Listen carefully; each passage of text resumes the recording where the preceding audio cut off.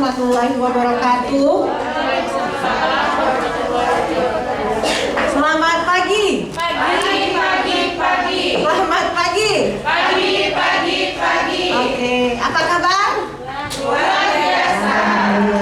Baik, kakak-kakak semua, teman-teman semua. Sebelum masuk materi yang selanjutnya, saya masuk dulu ke perizinan ya. Berdoa. Oh, berdoa ya? Baik, sebelum kita mulai, kita berdoa dulu ya.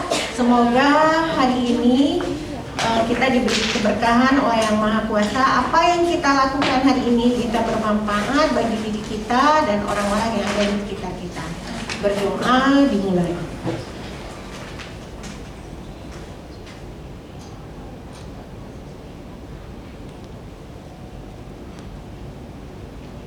Berdoa selesai.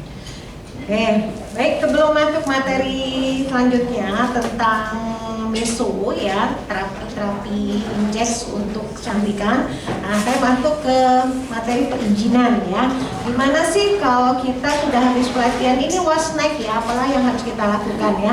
Sebenarnya bisnis kecantikan ini luar biasa benefitnya ya, karena saya sudah mencoba bisnis klinik ya, klinik umum ya.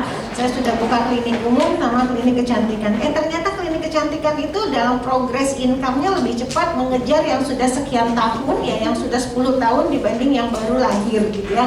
Artinya apa? Ini nih peluang besar bagi kita semua bahwa masyarakat animo, masyarakat Indonesia itu senang ya perawatan wajah dan tubuh ya. Kenapa? Karena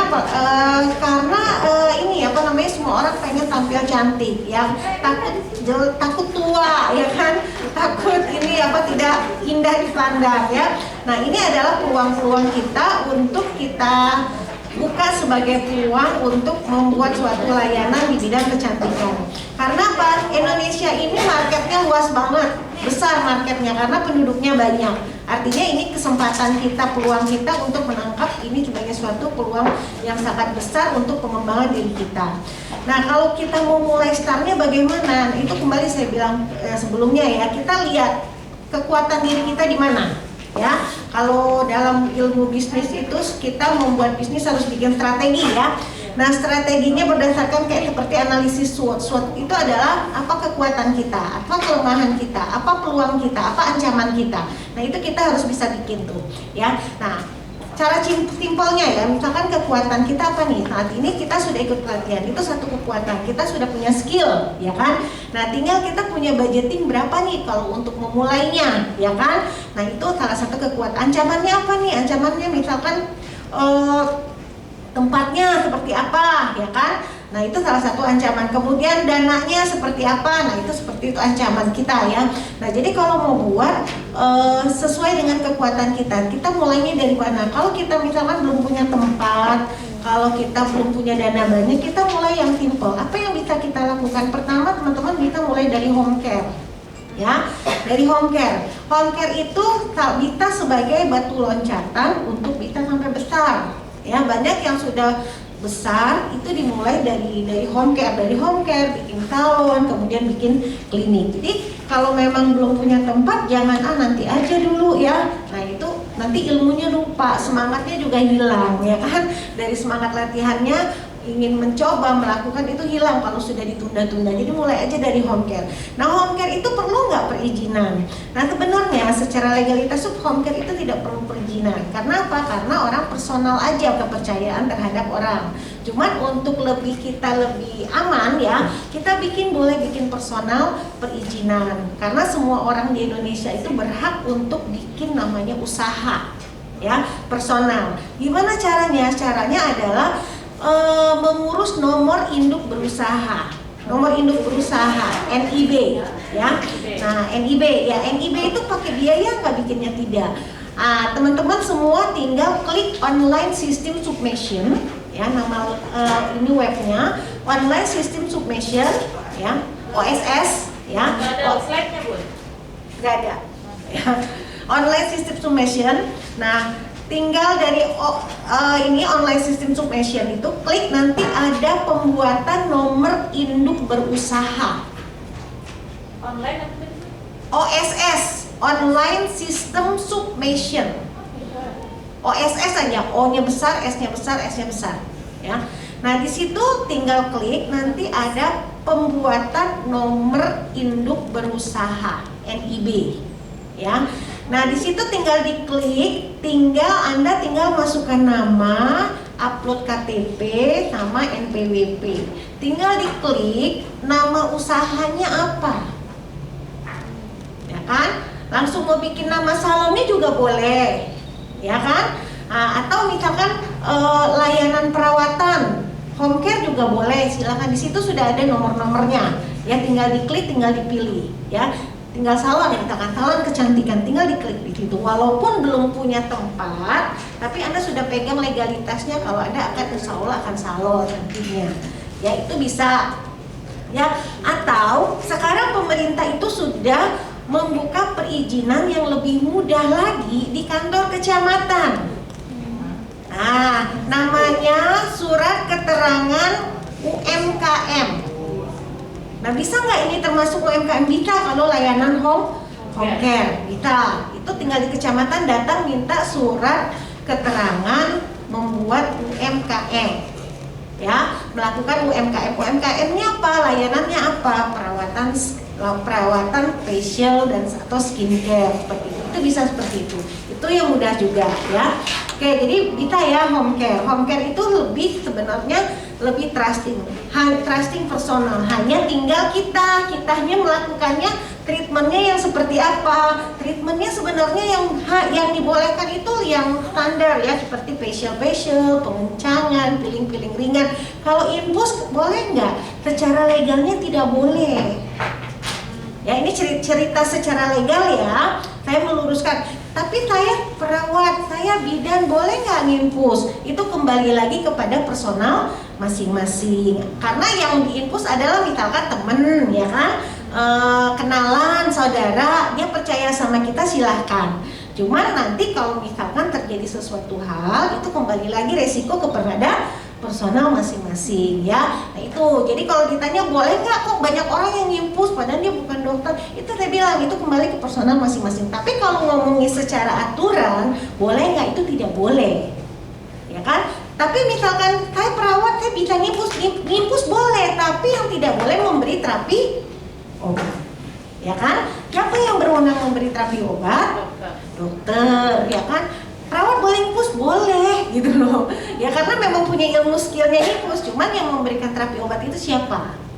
Nah, tapi kalau misalkan sudah trusting, kenal deket, itu kembali lagi ke personal ya, silahkan. Artinya tanggung jawab kepada personal masing-masing. Nah, perizinan yang kedua adalah salon kecantikan. Nah, bedanya home care salon kecantikan itu sebenarnya untuk kewenangan sama ya, hanya boleh melakukan treatment yang aman-aman, tidak menggunakan jarum-jarum. Ya, home care dan salon, hanya bedanya kalau home care tidak ada tempat, kalau salon ada tempatnya, seperti itu. Bedanya seperti itu, ada aja untuk kewenangan ya. Nah, salon gimana? Sama salon itu. Langkah pertama mengurus yang tadi nomor induk berusaha. Sudah nomor induk berusaha, kalau sudah punya nomor NIB, kita klik dmptsp.kota setempat.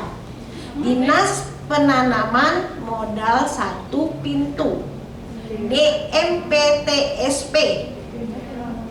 Ya, itu dia masing-masing otonomi ya. Langsung klik pakai titik kota. Ya, nah klik di situ.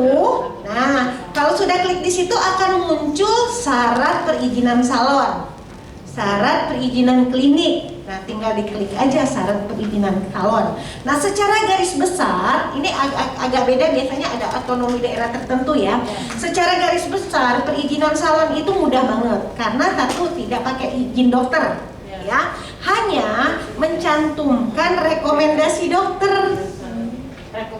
Rekomendasi dokter. Jadi, kalau punya teman dokter, mau dimanapun boleh. Dokter, misalkan dokter siapa nih? Misalkan dokter Ani, dia tinggal di Jogja, boleh nggak apa-apa dok, tolong dong aku mau bikin ini, misalkan di sana nggak punya teman gitu ya, mau bikin salon, tolong bikin dong rekomendasi, ada belangkonya langsung dari sana, ya kan. di perizinan salon. Misalkan yang surat rekomendasi, nama dokter ini alamat sekian. Dengan ini merekomendasikan nama salon, alamat pemilik salon, alamat salon. Udah tanda tangan dokternya. Cuman itu dibutuhkan satu ya. Nomor ini dokternya juga dok? Enggak. Sekedar nama aja ya. Nama ya. Sama alamat dokter, melampirkan KTP dokter ya. Kemudian yang kedua itu syaratnya adalah tempat ya. Tempatnya harus ada fotokopi sertifikat. Sertifikat kalau tidak sama dengan pemilik itu harus ada surat apakah dia sewa menyewa ataukah hibah. Kalau sertifikat tersebut bukan punya yang tercantum sebagai pemilik salon tersebut, berarti ada surat sewa menyewa. Misalkan ini punya orang tua ngasih, berarti kalau ngasih ada surat hibah. Kalau sewa menyewa ada surat sewa menyewa. Jadi melampirkan fotokopi sertifikat, fotokopi IMB ya. Kalau sewa menyewa melampirkan surat sewa menyewa ya. Itu untuk tempat. Kemudian lokasinya ya. Tempatnya ya, ruangannya otomatis ada tempat ruang tunggu, ada ruang treatment, ada ruang konsultasi. Nah, seperti itu. Ya, dibikin Dena ada ruang konsultasi, ada ruang treatment, ada ruang tunggu, resepsionisnya, ya ada toilet dan lain-lain. Cukup itu. Apakah ada ketentuan bed minimal 3? Ya, bednya minimal 3, tapi itu kembali lagi ke otonomi ya, tapi rata-rata mintanya bednya minimal 3. Kemudian persyaratan SDM-nya apa? SDM-nya harus ada beautician. Beautician-nya harus bersertifikat. Ya, beautician-nya misalkan saya pemilik, bisa nggak include dengan beautician? Bisa, nggak apa-apa. Tapi otomatis tidak sendiri ya. Nah, kita harus rekrut tambah lagi 1 atau 2 orang lagi. Ya, ada beautician, kemudian ada administrasi. Cukup minimal 3 atau 4 orang kalau untuk izin salon SDM-nya. Ya, nah itu semua nanti diupload di DNPTSP. Nah, sebelum izin keluar itu nanti ada survei. Nah, ada survei ya. Nah, ada survei. Kemudian alat dan bahan dulu ya. Nah, alat-alatnya boleh nggak? Boleh pakai alat-alatan yang portable. Tidak boleh pakai alat-alatan yang besar yang standing. Ya, alat-alat yang digunakan ada alat-alat kecantikan, skincare sesuai dengan kewenangan pada saat melakukan pelatihan. Ya kan? Yang tidak menggunakan jarum-jarum. Kalau salon, ya, tidak menggunakan jarum-jarum. Injek-injek boleh nggak? Nah, nggak boleh nih. Ya, kalau untuk izin salon. Kemudian bahan-bahannya harus yang ber-BPOM. Jadi kalau misalkan kayak facial detox itu sebenarnya bagusnya pakai produk Korea ya. Bio, tahu Bio nggak? Nah, yang sudah punya ini namanya Bio. Itu lebih bagus tuh pakai produk Korea daripada Kairos ya. Nah, cuman Bio itu belum BPOM, ya kan? Jadi pada saat divisitasi jangan ditampilkan yang tidak ada BPOM-nya. Semua bahan-bahannya harus ber-BPOM. Kalau alat-alat tidak perlu Kemenkes, cukup bahan-bahannya saja karena kita tidak menggunakan alat-alat mesin-mesin yang besar yang berisiko. Ya, seperti itu. Nah, kemudian semua formnya itu nanti semua ada di link yang di DNPTSP itu, kita tinggal ngisi aja, sudah ada ininya, formatnya. Kita cuma tinggal ngisi. Di-upload lagi DNPTSP dan diserahkan ke DNPTSP. Nanti akan ada survei. Ya, surveinya siapa? Kalau dulu itu Dinas Kesehatan, kalau sekarang Dinas Pariwisata. Jadi kalau salon itu masuk ke Dinas Pariwisata. Kalau sudah survei akan dinilai, kalau yang tidak lengkap dilengkapin ya, kalau sudah lengkap tinggal tunggu izinnya keluar. Nah itu ya, jadi salon itu lebih simpel, lebih mudah ya. Nah, kalau misalkan kita sudah punya SIP dokter ya, SIP dokter tapi mau buka klinik kayaknya berat karena kok klinik itu SDM-nya banyak banget ya. Tempatnya juga harus besar ya kan. Nah, gimana caranya kalau mau buka layanan kayak gini ya? Nah, tinggal tambah izin salon aja. Ya, jadi kita tinggal tambah izin salon aja. Nanti kalau sudah rame, ya kan, baru buka klinik. Ya, kalau dananya udah siap, kekuatan sudah ada, tinggal buka klinik. Jadi kalau dokter-dokter yang praktek umum sudah punya SIP, nah untuk buka yang tambahan layanan skincare tinggal tambah izin salon. Jadi untuk perawatan-perawatannya di salon, untuk yang infus dan injeksinya taruh di saat pakai izin SIP-nya, itu lebih aman. Nah kalau yang punya salon gimana? Saya bukan dokter, ajak kerja sama dokter. Jadi kewenangan layanannya lebih banyak, ya kan, seperti itu. Jadi kayak PRP, meso, MTS itu bisa tuh yang dokter yang mengerjakan nih. Nah kalau dalam teknis pelaksanaannya gimana? Itu kembali personal masing-masing. Ya kalau nggak ada sidak, kalau kita misalkan kita udah terampil nih bisa juga nih, ya silahkan gitu loh. Asal tidak ketahuan pada saat sidak, dokternya harus standby. Saat pemeriksaan dokter harus standby seperti itu. Ya, oke. Home care sama salon, jelas nggak? Ya, jadi gitu ya solusinya. Oh saya nih dokter punya praktek umum, gimana? Tinggal tambah aja izin salon. Ya salon gimana nih? Saya mau treatmentnya biar nambah nih, nggak gitu-gitu aja. Saya pengen meso, PRP atau infus, ya injek. Nah, tinggal cari dokter aja kerja sama praktek. Seperti itu. Itu bisa solusinya seperti itu. Nah sekarang klinik. Nah klinik memang agak ini ya, agak lebih banyak nih kerjaannya ya. Nah, akan tetapi hasilnya pun lebih besar. Karena apa? Kalau klinik itu kewenangannya lebih luas ya. Kita bisa filler, bisa botox, bisa yang injek, skin booster, meso dan lain-lain ya.